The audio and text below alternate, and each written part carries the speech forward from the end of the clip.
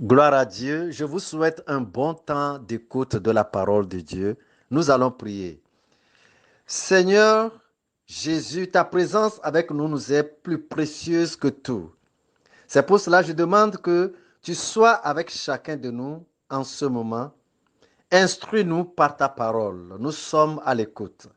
Que toute opposition à la bonne réception soit à l'heure même liée et jetée dans les ténèbres au nom de Jésus-Christ. Amen. Je parle des dernières instructions d'Élisée à Joas, roi d'Israël. Les dernières instructions d'Élisée à Joas, le roi d'Israël. 2 Rois chapitre 13, je lirai de 15 jusqu'à 19. Vous suivrez attentivement pour pouvoir comprendre la parole de Dieu. Verset 13. Élisée lui dit, prends un arc et des flèches. Et il prit un arc et des flèches. Puis Élisée dit au roi d'Israël, bande l'arc avec ta main. Et quand il eut bandé de sa main, Élisée mit ses mains sur les mains du roi. Vous savez ce qu'on appelle, comment on appelle ça là? C'est la passation de l'onction. Il dit, verset 17 maintenant, il dit, ouvre la fenêtre à l'Orient. Et il l'ouvrit. Élisée dit, tire, et il tira. Élisée dit, c'est une flèche de délivrance de la part de l'Éternel, une flèche de délivrance contre les Syriens. Tu battras les Syriens à Aphek jusqu'à leur extermination.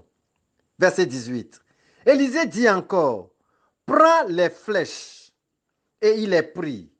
Élisée dit au roi d'Israël, frappe contre terre. Et il frappa 3 fois et s'arrêta. Verset 19. L'homme de Dieu s'irrita contre lui et dit, il fallait frapper 5 ou 6 fois. Alors tu auras battu les Syriens jusqu'à extermination. Mais maintenant, tu les battras 3 fois. Gloire à Dieu. Ce test où cette histoire était survenue quand il restait seulement que quelques moments pour la mort du prophète Élisée.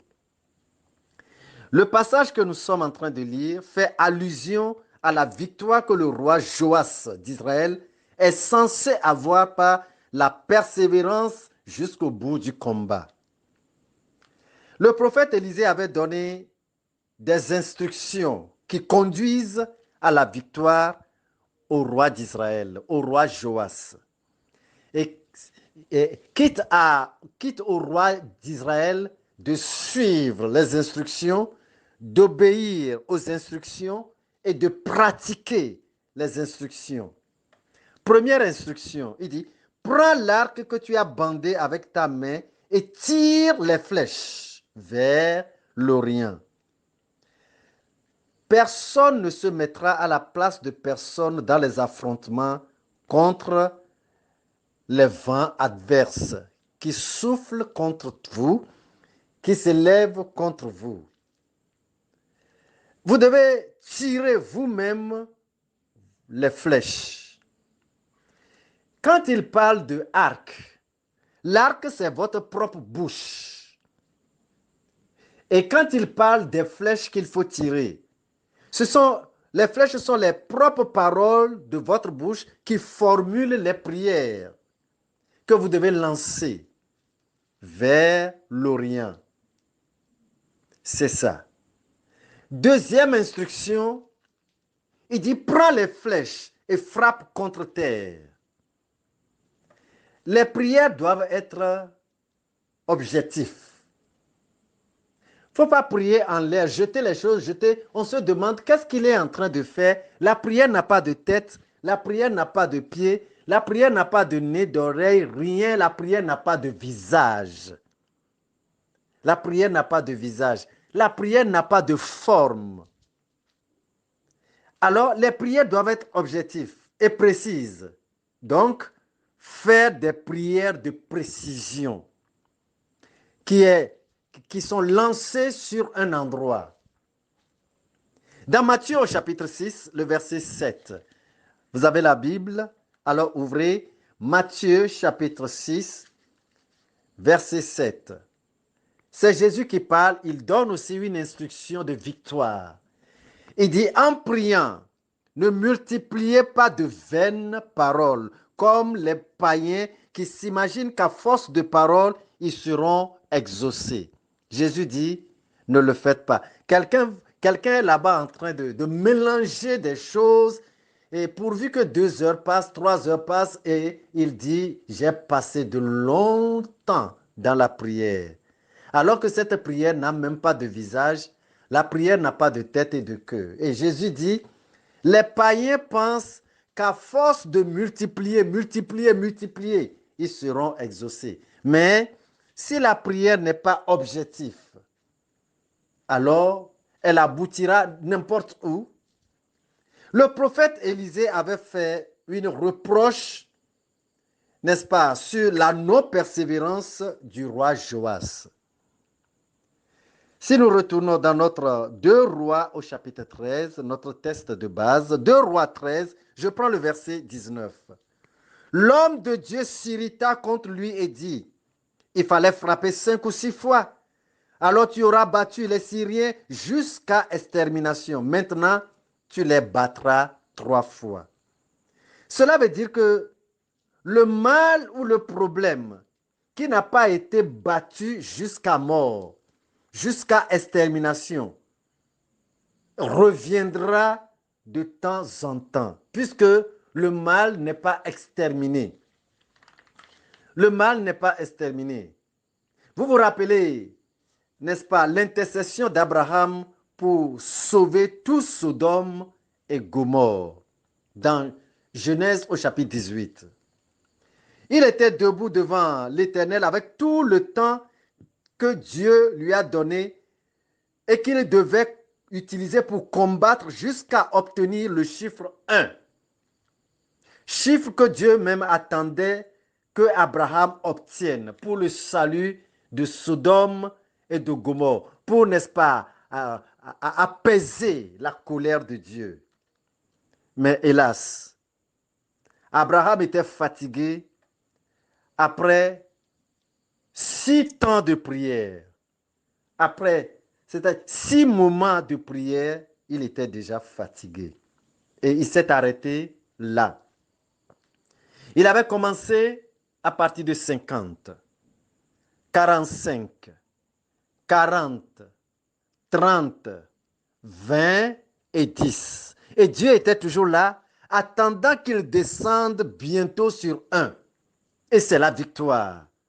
Et alors Abraham ne pouvait plus continuer, il était déjà fatigué et il a abandonné. Il a abandonné. Nous avons besoin de l'esprit de prière infatigable. Je vous dois en vous disant que vous avez besoin de l'esprit de prière infatigable pour battre l'adversaire, l'ennemi, Satan et toute son armée jusqu'à extermination. Vous devez demander à Dieu de vous donner, n'est-ce pas, vous allez lui demander dans la prière de vous réveiller, de réveiller en vous, en votre vie, en votre cœur, dans votre tête, n'importe où, la vie de prière. La vie de prière. Une vie de prière continue. La persévérance et la persistance dans la prière. Je ne vais pas prier aujourd'hui pour clôturer, juste pour vous donner tout le temps dans votre chambre, seul, pour réécouter le message. Et après, n'est-ce pas, le message, agissez. Saisissez votre arc et lancez les flèches. Ne vous fatiguez pas, non. Ne vous découragez pas, non. Ce serait mal terminé si vous vous découragez. Le Seigneur est dans le combat avec vous. Le Seigneur veut vous voir continuer par prier. Le Seigneur veut vous voir continuer par faire la guerre aux ennemis, au diable, aux circonstances, aux mauvaises circonstances, aux mauvais vents. Jésus-Christ est là, vous soutenant dans la prière. Il ne veut pas vous voir fatigué. Le roi Joas n'a pas bien suivi, n'a pas obéi aux instructions. Il lui avait été déjà dit dès le commencement, quand il avait lancé les flèches, le prophète lui a dit, ça, ce sont les flèches de la délivrance, n'est-ce pas, d'Israël, de la main, n'est-ce pas, de la main des Syriens. On lui avait déjà dit ça. Maintenant, on dit, frappe contre terre. Alors qu'on lui a dit qu'il devait les battre jusqu'à extermination. Frappe contre terre. Et voici, il a frappé 3 fois. 3 flèches il a lancées et il a gardé toutes les autres flèches. Pour en faire quoi? Qu'est-ce que toi tu vas faire avec tout le reste du temps que Dieu te dispose? Tu n'es pas encore mort et que tu devais passer toujours devant le Seigneur en intercession. Et tu te lasses, et tu te fatigues, et tu démissionnes. Reprenez avec le Seigneur. Vivez, n'est-ce pas, la fraîcheur du Saint-Esprit. Vivez le zèle de la prière. Relevez-vous et reprenez la prière. La victoire n'est pas loin. Et le Seigneur est dans le combat avec vous. Le découragement détruit toute chose. La démission dans la prière détruit toute chose. Le Seigneur vous attend. Et quand vous abandonnez, le Seigneur se détourne de vous pour partir. Mais vous vaincrez au nom de Jésus-Christ. Allez-y dans la prière. Que le Seigneur vous bénisse. Demain, on se reverra par la grâce de Dieu. Amen.